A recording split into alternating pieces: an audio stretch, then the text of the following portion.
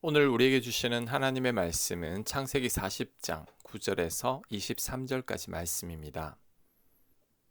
9절 술 맡은 관원장이 그의 꿈을 요셉에게 말하여 이르되 내가 꿈에 보니 내 앞에 포도나무가 있는데 그 나무에 세 가지가 있고 싹이 나서 꽃이 피고 포도송이가 익었고 내 손에 바로의 잔이 있기로 내가 포도를 따서 그 즙을 바로의 잔에 짜서 그 잔을 바로의 손에 들였노라.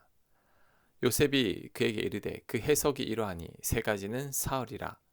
지금부터 사흘 안에 바로가 당신의 머리를 들고 당신의 전직을 회복시키리니 당신이 그 전에 술 맡은 자가 되었을 때에 하던 것 같이 바로의 잔을 그의 손에 드리게 되리이다. 당신이 잘 되시거든 나를 생각하고 내게 은혜를 베풀어서 내 사정을 바로에게 아뢰어 이 집에서 나를 건져 주소서. 나는 히브리 땅에서 끌려온 자여 여기서도 옥에 갇힐 일은 행하지 아니하였나이다. 아멘. 어제 본문에서 요셉이 꿈 해석은 하나님께서 하신다고 말을 했습니다. 이에 술 관원장이 요셉에게 자신의 꿈 얘기를 합니다. 포도나무 세 가지에 싹이 나고 꽃이 피어 포도가 열렸는데 그 즙을 짜서 바로의 손에 들였다고 말합니다. 이에 요셉이 그 꿈을 해석하기를 사흘 안에 다시 복직될 것이라고 말합니다. 그러면서 요셉이 부탁을 합니다. 자신이 억울하게 감옥에 갇혔으니 풀려나면 자신도 좀 풀어달라고 요청을 합니다. 자신은 감옥에 갇힐 일은 행하지 않았으니 풀려나도록 좀 도와달라고 말합니다. 이 이야기를 곁에서 듣고 있던 떡관원장도 자신의 꿈 얘기를 하면서 해몽을 요셉에게 부탁합니다. 16절 떡 굽는 관원장이 그 해석이 좋은 것을 보고 요셉에게 이르되 나도 꿈에 보니 흰떡 세 광주리가 내 머리에 있고 맨 윗광주리에 바로를 위하여 만든 각종 구운 음식이 있는데 새들이 내 머리의 광주리에서 그것을 먹더라. 요셉이 대답하여 이르되 그 해석은 이러하니 새 광주리는 사흘이라. 지금부터 사흘 안에 바로가 당신의 머리를 들고 당신을 나무에 달리니 새들이 당신의 고기를 뜯어 먹으리다 하더니 떡관원장은 흰떡 새 광주리와 바로 왕을 위해 만든 각종 구운 음식이 있는데 새들이 와서 그것을 다 먹는 꿈을 꾸었다고 합니다. 이에 요셉은 사흘 안에 바로가 떡관원장을 나무에 달고 새들이 떡 관원장을 뜯어먹는다고 꿈 해석을 합니다. 듣기만 해도 끔찍스러운 해몽인 거죠. 자, 그 결과가 어떻게 됐을까요? 20절 제3일은 바로의 생일이라. 바로가 그의 모든 신하를 위하여 잔치를 베풀 때에 술 맡은 간원장과 떡 굽는 관원장에게 그의 신하들 중에 머리를 들게 하니라. 바로의 술 맡은 관원장은 전직을 회복하며 그가 잔을 바로의 손에 받들어 드렸고 떡 굽는 관원장은 매달리니 요셉이 그들에게 해석함과 같이 되었으나 술 맡은 관원장이 요셉을 기억하지 못하고 그를 잊었더라. 아멘. 요셉이 꿈 해석한 대로 됐습니다. 술 관원장은 복직이 되고 떡 관원장은 나무에 매달려 죽게 됐습니다. 하지만 술 관원장은 요셉을 기억하지 못하고 요셉을 잊었다고 합니다. 요셉을 풀어주겠다고 한 약속을 잊어버린 거죠. 자, 오늘 본문에서 두 가지만 살펴보고자 합니다. 첫 번째, 요셉의 정직함입니다. 오늘 떡 관원장의 꿈 해석을 보면 요셉이 융통성이 없고 눈치가 없는 것 같습니다. 설사 떡 관원장이 3일 뒤에 죽을 것을 알았다고 할지라도 굳이 그렇게 말할 필요가 있을까요? 저 같으면 별로 안 좋은 꿈을 꾼 것 같으니 3일 동안은 꿈 생각하지 말고 기쁘고 즐겁게 지내라고 말할 것 같습니다. 남은 3일 동안만이라도 근심하지 않도록 배려했을 겁니다. 그런데 요셉은 있는 그대로 얘기합니다. 3일 뒤에 죽게 되고 새들이 당신의 시체를 뜯어먹는다고 말합니다. 이런 솔직함과 정직성은 예전에 형들의 잘못을 그대로 일러 바치는 요셉을 보는 것 같습니다. 보디발 아내의 유혹을 거절한 것도 이런 정직함 때문이었을 것입니다. 하지만 이런 요셉의 정직한 모습이 풀려난 술관원으로 하여금 요셉은 확실한 꿈 해석자라는 인식을 심어 주었을 겁니다. 하나님께서 요셉을 높이신 이유가 바로 이런 정직함 때문입니다. 왜냐하면 하나님은 정직한 자들을 찾으십니다. 하나님은 정직한 자들을 쓰십니다. 하나님께서 쓰시는 자들의 기준이 있다면 그것은 바로 정직입니다. 열왕기하 18장 3절입니다. 히스기야가 그의 조상 다윗의 모든 행위와 같이 여호와께서 보시기에 정직하게 행하여. 하나님께서 히스기야 왕을 칭찬한 이유가 바로 그의 다윗처럼 정직했기 때문입니다.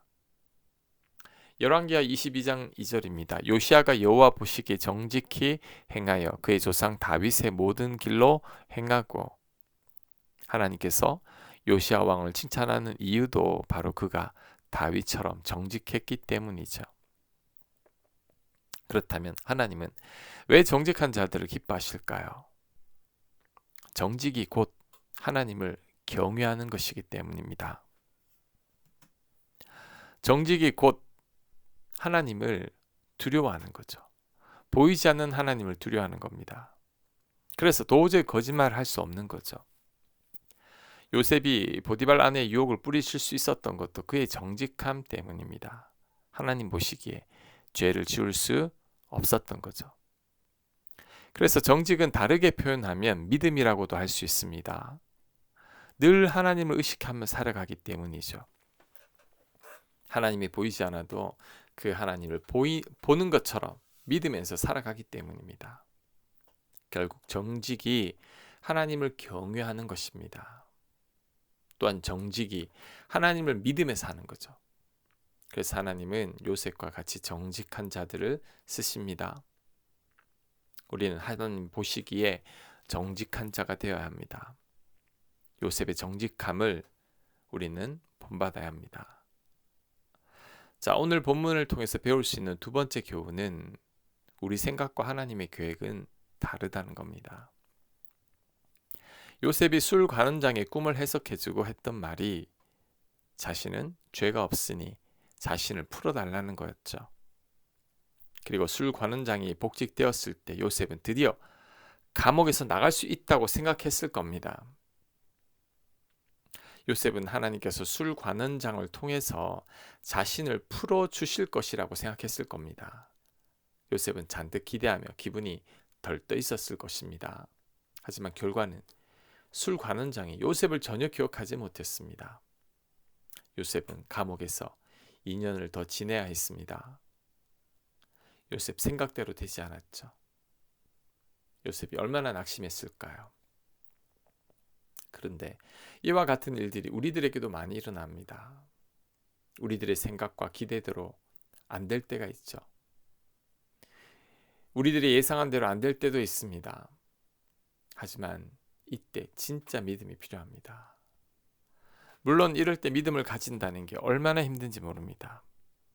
나도 모르게 하나님을 원망하고 불평이 터져 나오게 될 겁니다. 우리도 요셉처럼 심히 낙심하게 될 겁니다. 하지만 이때 요셉의 나중을 기억해야 합니다. 결국 요셉은 바로 왕 앞에 서게 되고 애굽의 총리가 되었습니다. 만약에 요셉이 일찍 감옥에서 풀려났다면 어떻게 됐을까요? 그냥 평범한 요셉으로 끝났을 겁니다. 하지만 요셉의 생각대로 되지 않아서 애굽의 총리까지 된 겁니다. 그러니 내 생각과 기대대로 되지 않았다고 할지라도 우리는 절대 낙심해서는 안 됩니다. 우리 생각보다 더 크신 하나님의 계획이 있습니다. 우리 계획보다 더 좋은 하나님의 뜻이 있습니다. 이사야 55장 8절입니다. 내 생각이 너희의 생각과 다르며 내 길은 너희의 길과 다름이니라. 여호와의 말씀이니라. 이는 하늘이 땅보다 높음같이 내 길은 너희의 길보다 높으며 내 생각은 너희의 생각보다 높음이니라. 아멘. 우리는 이 사실을 굳게 믿어야 합니다. 하나님의 생각이 우리 생각보다 높은 것은 하늘이 땅보다 높음 같습니다. 그러니 내 생각대로 안 되고 내 기대한 대로 안 됐다고 해도 절대 낙심해서는 안 됩니다. 물론 당시에는 많이 힘들고 고통스러울 겁니다. 하나님이 도무지 이해가 되지 않을 겁니다. 하지만 그래도 믿음은 잃지 말아야 합니다. 하나님을 더 굳게 붙들어야 합니다. 나를 사랑하시는 하나님을 더욱더 신뢰해야 합니다. 그럴 때 결국에는 우리가 웃게 됩니다.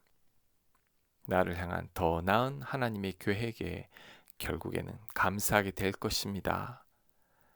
그것을 굳게 믿는 저와 여러분들 다 되시길 축원합니다. 아멘. 하나님, 내 계획과 뜻대로 안 됐다 할지라도 하나님을 더욱더 신뢰하게 하옵소서. 내 생각보다 더 나은 하나님의 계획이 있음을 믿고 흔들리지 않는 저희들 되게 하여 주시옵소서. 더불어 하나님 보시기에 정직한 자 될 수 있도록 역사하여 주옵소서. 예수님 이름으로 기도합니다. 아멘.